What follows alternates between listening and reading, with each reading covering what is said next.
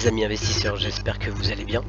Alors aujourd'hui, on va commencer la vidéo pour parler un petit peu de la récap du mois de janvier sur le crowdfunding. Voilà. Mais avant ça, je vais vous faire le petit disclaimer comme d'habitude. Je vous rappelle que je ne suis pas conseiller en investissement, je vous présente juste mes investissements sur différentes plateformes et l'évolution de ces investissements au fil du temps. Après, c'est à vous de faire vos propres recherches sur ces investissements. Voilà. Donc on va commencer par Gold Avenue. Je vais vous reparler un petit peu de Gold Avenue. Pourquoi je fais de temps en temps des achats sur Gold Avenue. Première chose, Gold Avenue vous permet jusqu'à une somme de 10 000 euros de ne pas payer tout simplement de frais d'hébergement sur leur coffre. Vous pouvez aller visiter leur coffre sans problème en faisant une demande.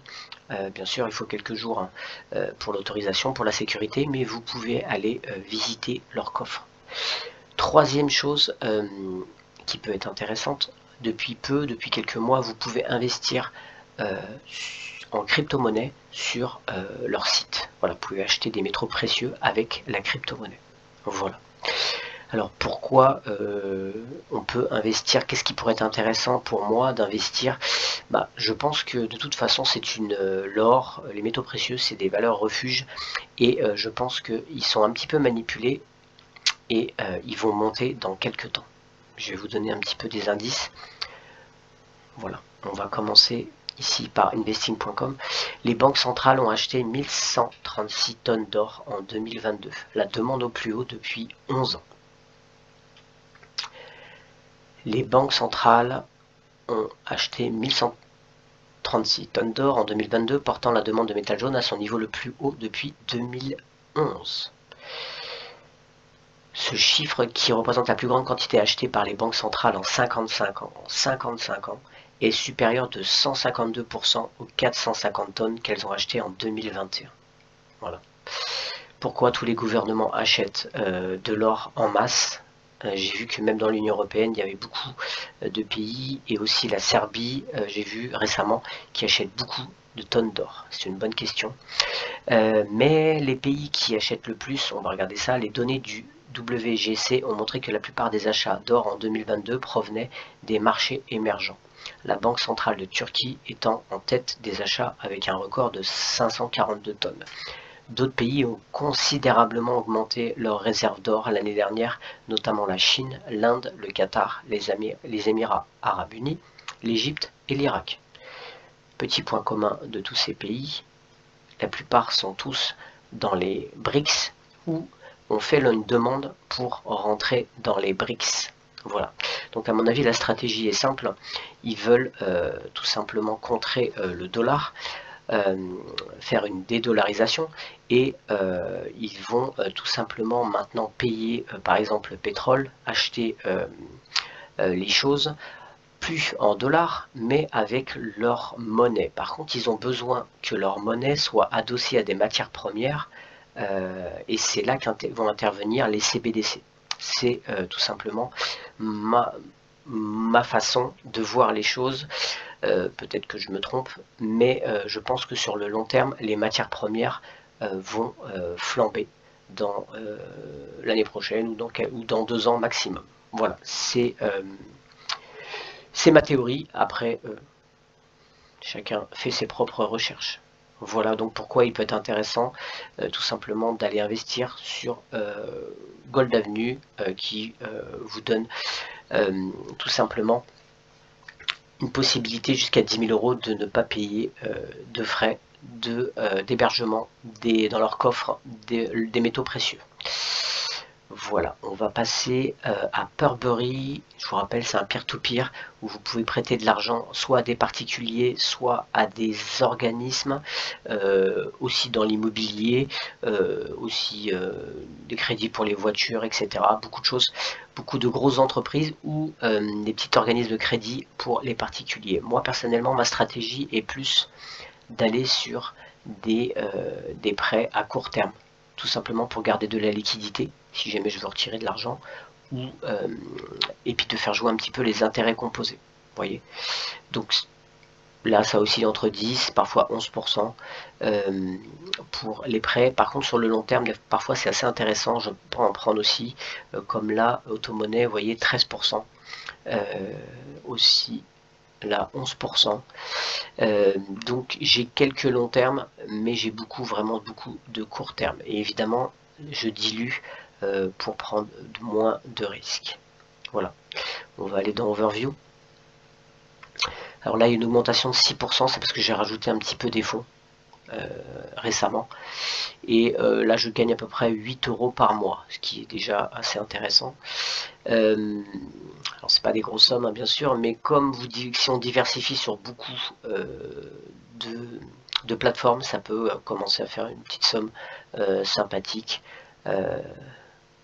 pour tout simplement soit faire des achats si vous avez besoin de payer quelque chose, ou de garder, de conserver, et de continuer à faire des intérêts composés. Ça, c'est chacun à sa stratégie. C'est ce que je fais moi personnellement. Voilà. Quoi vous dire d'autre? Non, pas de souci. Si. Voilà. On va aller dans encore mes investissements. Pour l'instant, vous voyez, j'achète encore, je prends encore des crédits sur la Pologne, mais je commence à avoir des hésitations. Si jamais la Pologne livre des avions F-16 en Ukraine, je pense que je ne prendrai plus tout simplement de crédit dans ce pays, parce que pour moi, tout simplement, la Russie va aller un petit peu leur dire bonjour. C'est mon avis. Alors, ensuite, on va passer à la première brique. Alors, au mois de décembre, j'avais réussi à investir sur 2 biens. Pour le mois de janvier, je n'ai pas réussi. Je voulais aller sur l'Ascarena et malheureusement, c'est parti trop vite et moi à midi, je pouvais pas être connecté.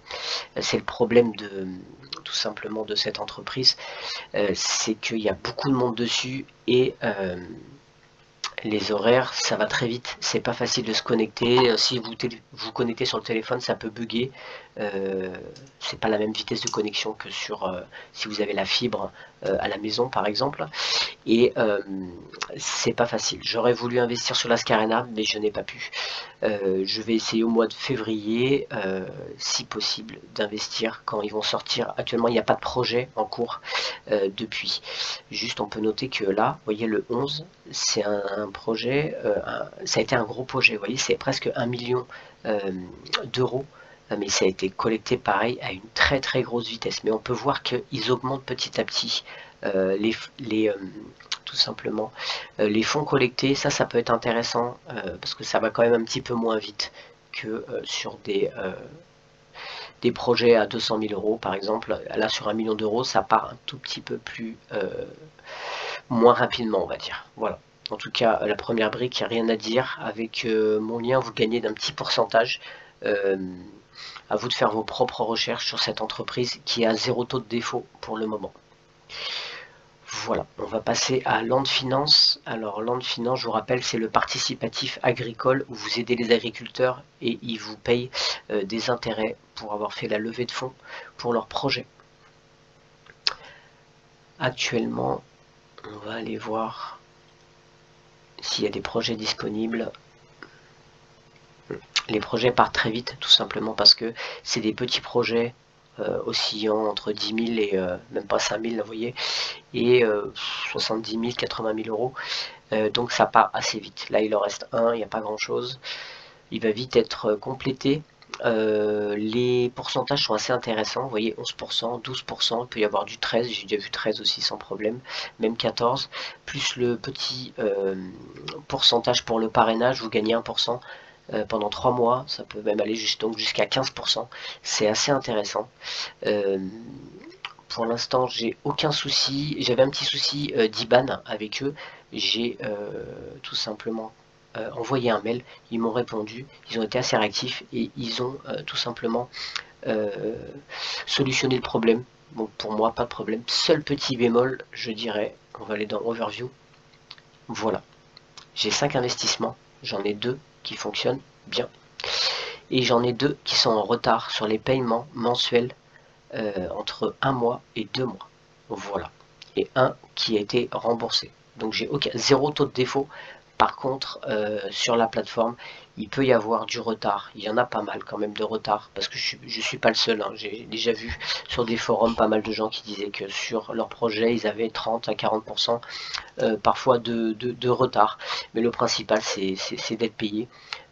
Du moment qu'il n'y a pas de taux de défaut, il n'y a aucun problème. Vous voyez que mon net, mon retour annuel est de 14%, donc c'est quand même pour l'instant très intéressant. Voilà pour Land Finance, que j'apprécie énormément. Et on va passer à Realty. Alors Realty, comme vous savez, c'est un de mes préférés, tout simplement parce que c'est l'avenir. C'est une tokenisation de l'immobilier où tout est enregistré sur la blockchain. Donc là, vous voyez, j'ai pas mal de tokens, j'ai 3 pages, mais ça correspond à pas énormément. Je dois avoir 1200 € de tokens sur la plateforme et ça me ramène à peu près 8 € par mois, tout simplement. Donc ce qui fait à peu près du 10%. Voilà, l'avantage c'est que vous avez des loyers qui tombent chaque semaine, c'est toujours le même montant et ça tombe chaque semaine sur votre wallet. Donc ça, c'est vraiment carré. De plus, les tokens peuvent prendre de la valeur. Ce qui peut être intéressant sur Realty, c'est vraiment de bien analyser et de fouiller un petit peu sur le site parce qu'il y a beaucoup de choses à faire. C'est pas uniquement acheter. Vous pouvez par exemple emprunter. Là, vous voyez, collateralize token, vous pouvez emprunter tout simplement, ou par exemple aussi là vous allez sur YAM et sur YAM vous pouvez échanger des tokens. Voilà, vous avez aussi un marché secondaire où vous pouvez acheter des tokens, il y a parfois des choses qui peuvent être intéressantes. Voilà, voilà pour Realty. Pour moi ça reste les précurseurs dans le domaine de la tokenisation et c'est tout simplement pour moi, ils ont une longueur d'avance sur les autres. Il va y avoir de la concurrence, c'est sûr, mais ils ont une bonne longueur et c'est à eux après de continuer à évoluer et de garder cette longueur d'avance. Seul petit bémol, je dirais, c'est que tout simplement, regardez, Détroit, Détroit, Détroit, Détroit, Détroit. Il y a presque que Détroit. On attend vraiment qu'ils se diversifient sur ils avaient dit sur le Canada et le Panama, même si les taux seront moins importants. Pour moi, je pense que ça peut être intéressant. Pourquoi? Le seul risque, c'est pour moi, c'est que s'il y a un cyclone et qui passe sur Détroit et qui vous détruit tout. Bon, après, c'est vraiment dans le cas extrême, mais imaginez qu'il y a un cyclone et il détruit, il passe sur Détroit et ou comme le séisme qu'il y a eu, vous voyez, en Turquie par exemple. Bon, je pense que normalement Détroit, il n'y a pas de souci, mais on ne sait jamais. Si vous êtes que tous vos biens sont dans la même zone géographique, il y a toujours un tout petit peu plus de risque que si c'est diversifié. Voilà pour Realty. Je pense que j'ai fait le tour de tout simplement toutes les plateformes. On va aller voir. Hop, j'ai fait la première brique, Realty. Oui. Voilà, et bien écoutez, c'est tout pour cette vidéo. Je vous rappelle que j'ai un Telegram et un Discord.